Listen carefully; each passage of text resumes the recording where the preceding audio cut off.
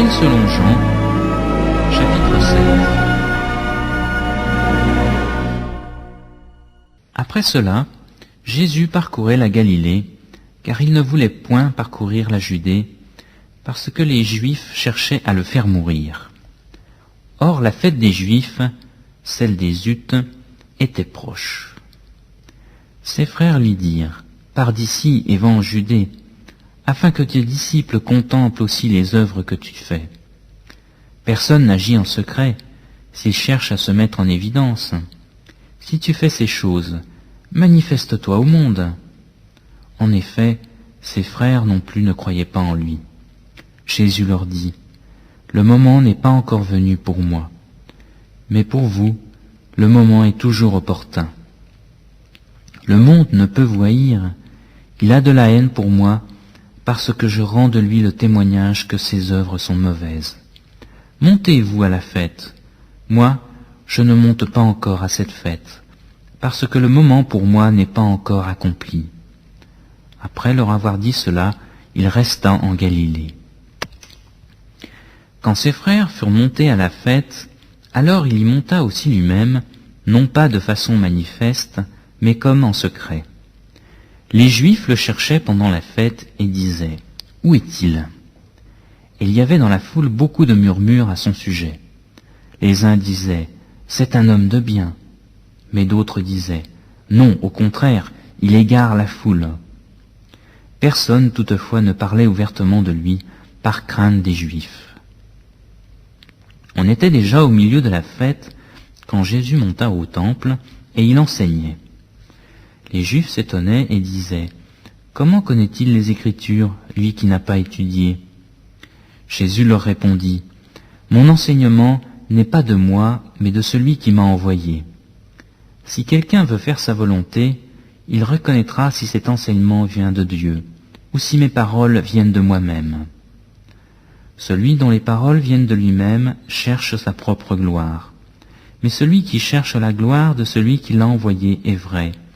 Il n'y a pas d'injustice en lui. Moïse ne vous a-t-il pas donné la loi?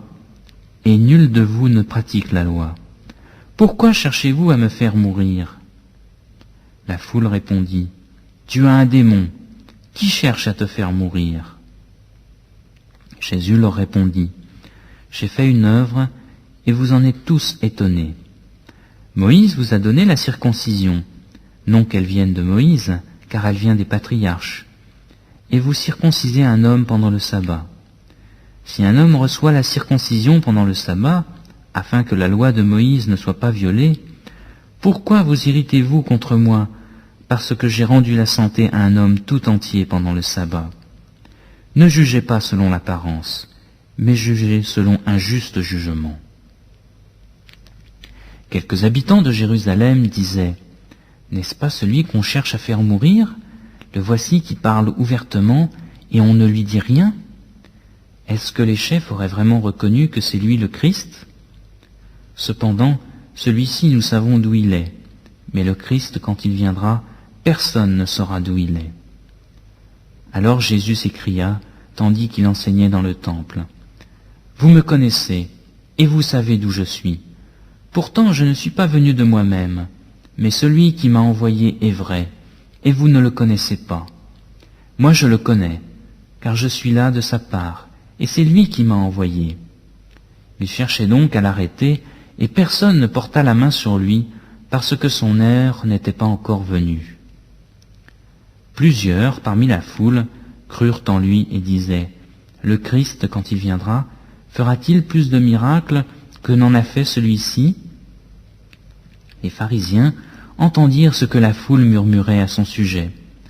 Alors les principaux sacrificateurs et les pharisiens envoyèrent des gardes pour l'arrêter. Jésus dit, « Je suis encore avec vous pour un peu de temps, puis je m'en vais vers celui qui m'a envoyé. Vous me chercherez et vous ne me trouverez pas, et là où je serai, vous ne pouvez venir. » Les Juifs dirent entre eux, « Où va-t-il se rendre pour que nous ne le trouvions pas? Va-t-il se rendre parmi ceux qui sont dispersés, chez les Grecs et enseigner les Grecs? Que signifie cette parole qu'il a dite? Vous me chercherez et vous ne me trouverez pas, et là où je serai, vous ne pouvez venir. » Le dernier jour, le grand jour de la fête, Jésus debout s'écria, « Si quelqu'un a soif, qu'il vienne à moi, et qu'il boive.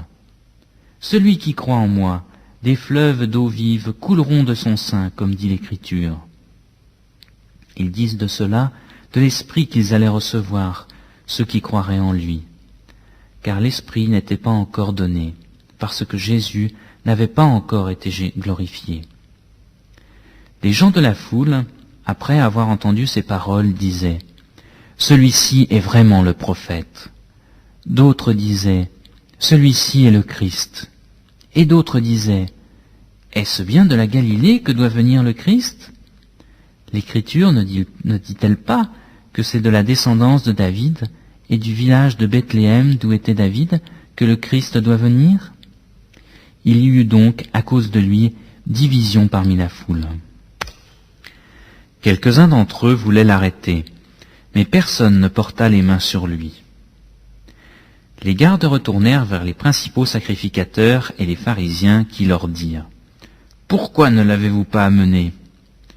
Les gardes répondirent « Jamais homme n'a parlé comme parle cet homme. » Les pharisiens leur répliquèrent « Est-ce que vous aussi vous avez été séduits ?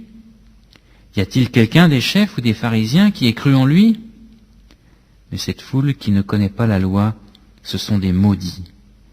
Nicodème, qui était venu précédemment vers Jésus et qui était l'un d'entre eux, leur dit « Notre loi juge-t-elle un homme avant que l'on ait entendu et qu'on sache ce qu'il a fait ?»